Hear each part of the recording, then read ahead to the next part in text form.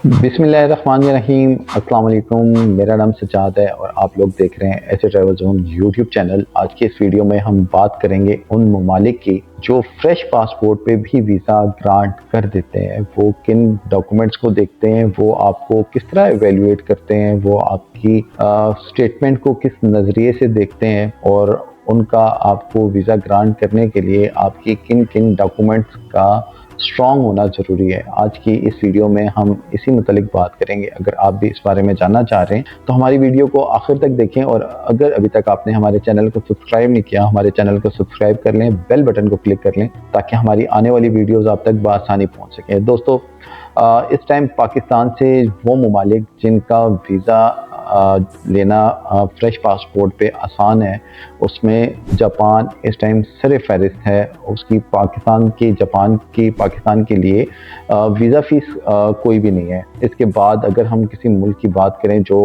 Fresh passport पे पाकिस्तानियों को वीज़ा ग्रांट कर देता है, उसमें साउथ कोरिया आता है, तीसरे नंबर पे हांगकांग आता है और फ्रेश पासपोर्ट पे वीज़ा ग्रांट कर देता है। इसके अलावा अगर हम बात करें फ्रेश पासपोर्ट वीज़ा ग्रांट जो कंट्रीज़ करती हैं, अगर हम शेंजन वाली सेक्टर में जाएं तो शेंजन में वो कौन सी कंट्रीज़ हैं जो फ्रेश पासपोर्ट पे वीज़ा ग्रांट कर देती हैं। तो उसके अंदर जो है फ्रांस है, स्पेन है, ये वो कंट्रीज़ हैं जो फ्रेश पासपोर्ट पे भी वीज़ा ग्रांट कर देती हैं। लेकिन इसमें कुछ टेक्निकल पॉइंट्स हैं जिसको हम अमूमन इग्नोर करते हैं और जिसकी वजह से वीज़ा रिफ्यूज़ हो जाता है। सबसे पहले ये तो हमें पता लग जाता है कि ये फ्रेश पासपोर्ट पे वीज़ा देती हैं, लेकिन हम जो अपना प्रोफाइल लेके जा रहे होते हैं वो प्रोफाइल कह रहा होता है कि आप इनको वीज़ा ना दें। आपने उस प्रोफाइल को ऐसे मेंटेन करना है। अब हम सबसे पहले जो अपना एनटीएन बना लेते हैं, उसके नीचे एक बिज़नेस भी रजिस्टर कर लेते हैं। अब उसको हम सोल प्रोप्राइटर में भी रजिस्टर कर लेते हैं। उसके बाद जो ट्रांजैक्शंस हैं वो एक जगह पे स्टक्ड हैं, ट्रांजैक्शंस नहीं हो रही। हम बता रहे हैं कि जी हम होलसेल का काम कर रहे हैं, हम होलसेल राइस डीलर्स हैं, या हम अब ज़ाहिर बात है कि अगर एक किराना स्टोर चलाने वाला जो है उसकी भी ट्रांजैक्शंस हैं, लेकिन उस ट्रांजैक्शंस की भी लिमिट है कि वो उसकी हद बड़ी ट्रांजैक्शन जो है वो 2 लाख की होगी, 3 लाख की होगी, 50,000 की होगी। इस तरह की ट्रांजैक्शंस है। अगर किसी कोई बड़ी कैश एंड कैरी चला रहा है तो उसकी, या वो इम्पोर्टर है तो उसकी जो ट्रांजैक्शंस हैं वो उसी तरह से बड़ी बड़ी ट्रांजैक्शन वो ये तो कभी भी नहीं देखते कि वो ये देख रहे हैं कि आप अपने मुल्क में मेहनत कर रहे हैं, आप काम कर रहे हैं, आप उससे अपना गुजर बसर कर रहे हैं और आप इतने साहिब इस्तिताअत हैं कि आप किसी मुल्क में टूरिज्म पर्पज़ के लिए जाएं। जब हम क्या करते हैं, हम अपने आप को बताते हैं जी मेरा जनरल स्टोर है और मैं एक छोटे लेवल के ऊपर काम कर रहा हूँ, और जो ट्रांजैक्शन हम बता रहे होते हैं वो लाखों में आ रही होती हैं।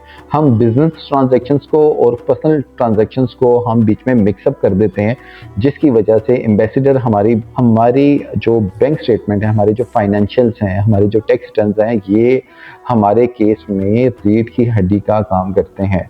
अगर ये हमारे ठीक से मैनेज नहीं है, हम उसमें झूठ बोलेंगे। ये वो मुआशरा है जो झूठ को तो पसंद ही नहीं करता। वो जैसे देखता है कि आप उनसे झूठ बोल रहे हैं, वो आप पे पाबंदी लगा देता है या वो आपका जो वीज़ा है वो रिफ्यूज़ कर देता है।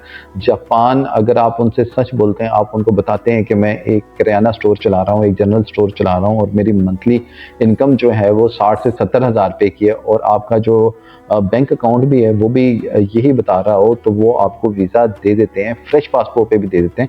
ऐसी और कंट्रीज़ भी हैं जो फ्रेश पासपोर्ट पे वीज़ा देती हैं, लेकिन वहाँ पर भी आपके अगर फाइनेंशियल ठीक से बोल रहे हो, जो आपने उनको बता रहे हैं वही आपके फाइनेंशियल अगर डिस्क्राइब कर रहे हैं, डिफाइन कर रहे हैं, उस सूरत के अंदर वो आपको वीज़ा दे देते हैं। एम्बेसीज अगर किसी भी मुल्क में उन्होंने अपने कॉन्सुलेट या एम्बेसीज ओपन किए, वो ओपन ही इसलिए किए हुए हैं कि उन्होंने आपको वीज़ा देना है। लेकिन अगर वो वीज़ा भी आपको तभी ग्रांट, हर किसी को तो वीज़ा ग्रांट नहीं कर सकते, तो उन्होंने वीज़ा सिर्फ उन लोगों को ग्रांट करना है जो उनसे सच बोलते हैं। चाहे उनकी इनकम जो भी इनकम है, उनकी 50,000 इनकम है, वो डिस्क्राइब करेंगे मेरी 50,000 इनकम है, जो कि उनके फाइनेंशियल्स के अंदर भी यही चीज़ शो हो रही हो।